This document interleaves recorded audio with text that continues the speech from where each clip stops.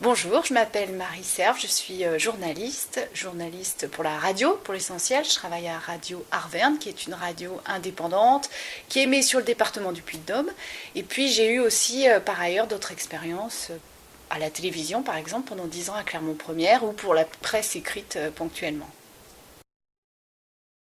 Pour ma formation, pour mon parcours, et non, je n'ai pas fait d'école de journalisme, même si aujourd'hui on préconise à chaque élève qui souhaiterait s'engager dans cette filière de faire une école de journalisme. Moi, je suis autodidacte, donc j'ai appris sur le tas. Je fais partie encore de cette génération qui a appris en se confrontant à d'autres professionnels et en se jetant à l'eau. J'ai quand même fait des études en histoire de l'art. J'ai fait une maîtrise, maintenant on dit master 2, en histoire de l'art, ce qui me sert quand même encore aujourd'hui, notamment quand il faut parler d'un spectacle ou de quelque chose de visuel ou même de sonore. Voilà, j'en tire encore profit aujourd'hui. Alors pour préparer une émission comme Bouche à oreille par exemple que j'anime pour la comédie Scène nationale de Clermont-Ferrand, tout d'abord je vais voir le spectacle. Ça semble une évidence, mais voilà, autant que possible, si le spectacle passe avant l'émission, je vais le voir. Et pendant le spectacle, j'hésite pas à prendre des notes sur le vif parce qu'il y a des choses qu'on oublie, le temps passe et on retient, c'est impossible de tout retenir. Donc je prends quelques notes, même si j'ai beaucoup de difficultés après à me relire comme on écrit dans le noir. Mais voilà, je prends des notes et puis avant ou après le spectacle, souvent après, j'ai pas de recette miracle, mais j'observe que je fonctionne un peu toujours de la même façon. Je vais jouer un peu l'éponge, c'est-à-dire que je vais prendre vraiment tout ce qui passe, je vais tout lire, les documents de presse, écouter les interviews, regarder les photos du spectacle. Voilà, je vais m'imprégner, m'immerger pendant un certain temps. Alors si on me demande où j'en suis dans la préparation, je vais dire j'ai pas décollé.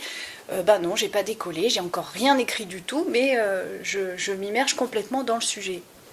Et après vient un deuxième temps où là, bien les jours passent et il va quand même falloir que je rende ma copie pour le jour de l'émission et je vais reconcentrer mon esprit, je vais un peu me rassembler et comme j'aurai ingurgité tout un tas de choses et d'éléments, eh bien là ça va surgir un peu naturellement, un peu comme par magie. Un peu comme par magie, sauf que bon voilà, finalement le temps de préparation aura fait son effet. Et donc je vais essayer de dégager quelques angles ou quelques problématiques qui vont me sembler les plus fortes, les plus pertinentes, ce qui n'aura pas été dit par ailleurs. Voilà, donc en deuxième temps où vraiment je me recentre sur l'émission et sur la préparation de l'entretien qui aura lieu pour le bouche à oreille. Que ce soit dans un papier pour la presse écrite, pour une critique d'un spectacle de théâtre par exemple, ou pour une émission de radio, comme pour Bouche à oreille, que je cite à nouveau, qu'est-ce qu'on doit retrouver? Alors on doit retrouver des éléments vraiment factuels, des données, des références, voilà, des choses très objectives, qui montrent aussi que on sait un peu de quoi on parle, on y était, on a vu, on a... Là. Mais il faut aussi permettre au spectacle, enfin moi je le conçois comme ça, de trouver son public. C'est-à-dire que même si soi-même on n'a pas forcément beaucoup apprécié telle pièce ou tel spectacle de danse nous a laissé un peu sur notre faim, eh bien c'est peut-être pas très grave. L'essentiel, moi je le vois un peu comme ça, c'est que le spectacle, il va forcément plaire à un public. Il va forcément trouver des gens à qui ça parle. Alors ils seront plus ou moins nombreux, mais ces gens-là, il faut savoir les captiver et les amener à aller voir le spectacle. Moi, je le conçois un peu comme ça. Après, si vous avez envie de descendre un spectacle parce que vous êtes franchement ennuyé, allez-y, selon votre tempérament, vous pouvez le faire. Moi, je le conçois pas tout à fait comme ça, mais libre à vous. Je crois qu'il faut aussi dans le papier ou dans l'interview que penser à celui qui va lire ou celui qui va vous écouter et il faut que lui aussi il passe un bon moment, qu'il ait vu ou pas le spectacle et donc il faut avoir aussi ce troisième œil là.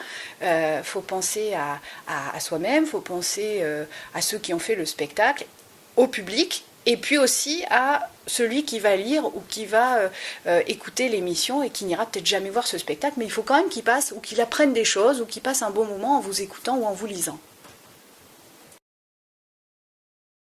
Chacun aura sa réponse. Moi, je vais vous faire la mienne, hein, personnelle. Les atouts d'un bon journaliste, selon moi, l'atout numéro 1, c'est la curiosité. Vraiment, il faut cultiver sa curiosité, être curieux. 2, la culture générale. Il faut quand même que tout ça s'organise un peu et qu'on puisse y faire référence et aller piocher régulièrement. 3, une bonne capacité d'écoute et de réceptivité, il faut être réceptif, que ce soit au spectacle ou aux échanges qu'on peut avoir, donc il faut savoir écouter. Et le 4e, j'ai envie de dire, il faut être sensible, et ça on ne l'apprend pas forcément à l'école, ou on ne l'apprend pas forcément, mais je crois que c'est une force aussi du journaliste, c'est d'être sensible et de garder ses sens en éveil, surtout quand on parle de culture. Le parti pris. Alors, qu'est-ce qu'on met de soi dans une critique culturelle, critique d'un spectacle? Moi, je pense qu'il faut en mettre, parce qu'on n'est pas dans une notice d'un électroménager.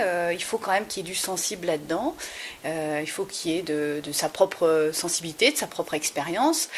Après, à vous de juger si, selon votre tempérament, si vous êtes plutôt du style à dézinguer un spectacle que vous n'aimeriez pas, ou à encenser quelque chose que vous avez adoré, ou bien rester dans quelque chose de plus tempéré.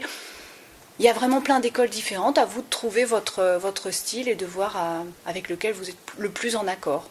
Alors on parle du sensible, mais bien sûr il faut s'appuyer quand même sur des éléments très factuels, des données, des sources. Il ne s'agit pas de s'enflammer pour un spectacle juste parce que ce jour-là on était bien luné. Il faut quand même avoir des éléments, des références.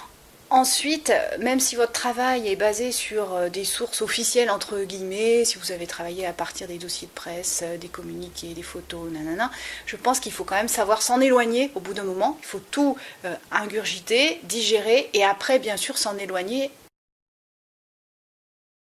Mes conseils, tout d'abord, félicitations, et je trouve ça vraiment une opportunité incroyable de vous mettre dans la peau de journalistes et de critiques, c'est vraiment une occasion à saisir, profitez-en, épatez-vous, allez-y à fond, que vous nous donniez un texte intelligent, sensible, drôle ou tendre, voilà, en fait il faut faire un texte qui vous ressemble.